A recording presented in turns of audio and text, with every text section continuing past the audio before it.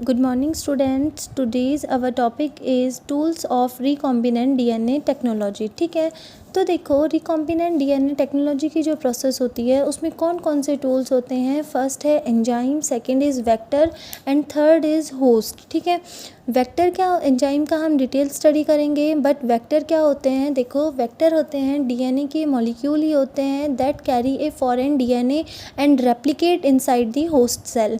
ये क्या करते हैं, वेक्टर जो फॉरेन डीएनए होता है उसको कैरी करके लाते हैं और उसको कैरी करके लाते हैं और रेप्लिकेट करते हैं इनसाइड दी होस्ट सेल। ठीक है, अब उसके बाद आता है फर्स्ट आता है हमारा एंजाइम, जिसकी कि हमें डिटेल स्टडी करनी है।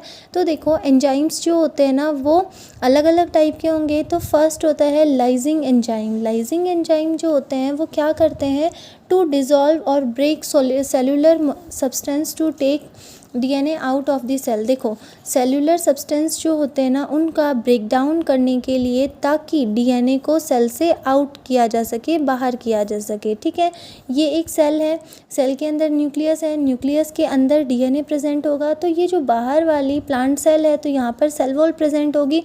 इस सेल वॉल को डिग्रेड करने के लिए भी एंजाइम्स प्रेजेंट होते हैं जो कि इस सेल वॉल को डिग्रेड करते हैं, ताकि जो डीएनए है वो ईजीली बाहर आ सके। ठीक है, ईजीली टेक आउट हो सके।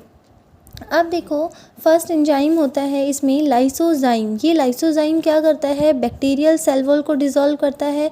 सेल्यूलेज एंजाइम होता है वो प्लांट सेल वॉल को डिसॉल्व करता है। और जो काइटिनेज एंजाइम होता है वो किसको, फंगल सेल वॉल जो होती है उसको डिसॉल्व करता है या फिर आइसोलेट करता है। ठीक है, अब क्या हुआ, डीएनए तो हमने आइसोलेट कर लिया, अब उसके बाद में हमें क्या करना पड़ेगा, डीएनए को ब्रेक डाउन करना पड़ेगा।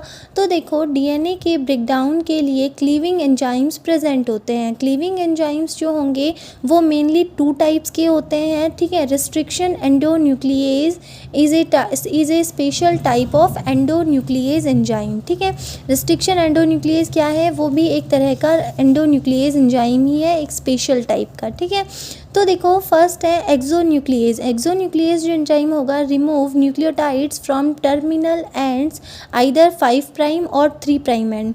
ये जो एक्सोन्यूक्लिएज एंजाइम है ये क्या करते हैं, टर्मिनल एंड्स, जो डीएनए के टर्मिनल एंड होंगे, जैसे ये देखो 5 प्राइम 3 प्राइम 3 प्राइम और 5 प्राइम, तो ये क्या करेंगे, इनके जो टर्मिनल, जैसे इस तरह का ये 5 प्राइम वाला एंड है, इसको रिमूव कर दिया, या इधर से 5 प्राइम को रिमूव कर दिया, इधर से 3 प्राइम को रिमूव कर दिया। इस तरह से जो ये रिमूव करते हैं न्यूक्लियोटाइड्स को, वो ऑलवेज कहाँ से करेंगे, टर्मिनल एंड से रिमूव करते हैं। ठीक है, उसके बाद सेकंड होता है एंडोन्यूक्लिएज एंजाइम। एंडोन्यूक्लिएज एंजाइम जो होंगे वो क्या करेंगे, cut DNA at any point except terminal ends. Terminal ends यानी ये वाले जो 5 प्राइम 3 प्राइम 3 प्राइम 5 प्राइम है, इनके अलावा किसी भी पॉइंट से डीएनए को कट करते हैं। ठीक है, जैसे इन्होंने यहाँ से कर दिया, बीच से कर दिया, तो इस तरह से एंडोन्यूक्लिएज एंजाइम जो होगा वो क्या करेगा, cut DNA at any point except terminal ends. ठीक है, उसके बाद नेक्स्ट आता है restriction endonuclease. Restriction endonuclease enzyme जो होता है वो क्या करता है, cut DNA at some specific positions. Some specific position, कुछ स्पेसिफिक पोजीशंस होती है, पैलिंड्रोमिक सीक्वेंस होते हैं, उनसे डीएनए को कट करता है। ठीक है, तो देखो रिस्ट्रिक्शन एंडोन्यूक्लिएज एंजाइम है उसके बारे में कंप्लीट डिटेल स्टडी है। Restriction endonuclease enzyme first isolated by W arbor. ठीक है, आर्बर जो थे उन्होंने सबसे पहले इसे आइसोलेट किया।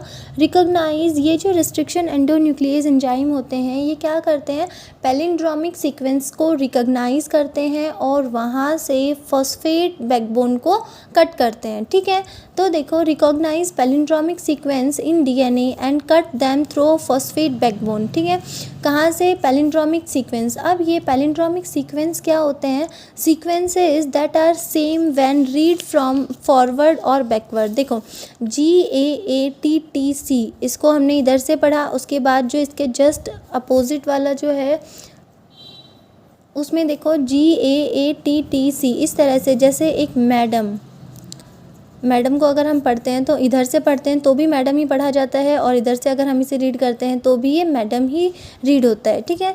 तो पैलिंड्रोमिक सीक्वेंसेस क्या होते हैं? Sequence that are same when read from forward और बैकवर्ड, ठीक है। आगे से पढ़ो चाहे पीछे से, वो दोनों वो सीक्वेंस क्या होगा? बिल्कुल सेम रहेगा, ठीक है। Restriction endonuclease enzymes also called as molecular scissors. Molecular scissors भी कहते हैं, क्यों कहते हैं? क्योंकि ये डीएनए को एक स्पेसिफिक पॉइंट या पैलिंड्रोमिक सीक्वेंस से डीएनए में कट लगाते हैं, ठीक है। ऑर्बर, स्मिथ एंड नाथन, इन तीनों को जो रिस्ट्रिक्शन एंडोन्यूक्लियस एंजाइम था उसको मॉलिक्यूलर सीजर कहने के कारण इनको तीनों को नोबेल प्राइज़ जो था वो दिया गया था, ठीक है। उसके बाद रिस्ट्रिक्शन एंडोन्यूक्लियस एंजाइम जो होते हैं वो 3 टाइप्स के होते हैं, ठीक है। टाइप 1 जो होता है वो रैंडम क्लीवेज करता है, टाइप 2 होता है वो स्पेसिफिक क्लीवेज करता है, और यही जो आगे रिकॉम्बिनेंट डीएनए टेक्नोलॉजी है उसमें रिस्ट्रिक्शन एंडोन्यूक्लियस का सेकेंड वाला टाइप ही यूज़ होता है, ठीक है।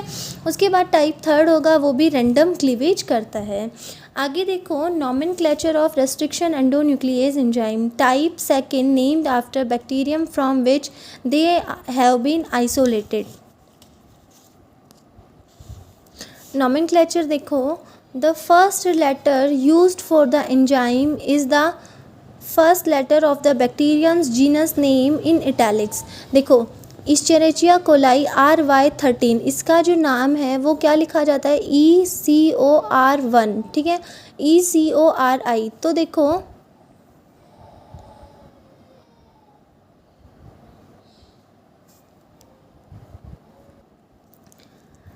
फर्स्ट लेटर जो लिखा जाता है वो जो बैक्टीरियम होता है उसके जीनस का होगा और हमेशा कैपिटल इटैलिक्स में लिखा जाता है, ठीक है। उसके बाद सेकंड वाले जो दोनों होते हैं, सेकंड और थर्ड लेटर, वो किसके होंगे? Then comes the first 2 letters of its species. Second और थर्ड जो लेटर है वो इसकी स्पीशीज़ के, बैक्टीरियम के जीनस जो होगा ना उसका तो फर्स्ट लेटर इटैलिक्स में लिखा जाएगा, और सेकंड और थर्ड जो लेटर होगा वो उसकी स्पीशीज़ का होगा। और उसके बाद में नेक्स्ट है the fourth letter of the name of enzyme is first letter of the strain. Strain कौन सा? जिस वाले स्ट्रेन से इस इस्चेरिचिया कोलाई को सेपरेट किया गया है या फिर इस कौन से स्ट्रेन से इसे आइसोलेट किया है उसका नाम लिखा जाता है, ठीक है। It is written in capital, ये भी हमेशा किस में? कैपिटल में लिखा जाएगा।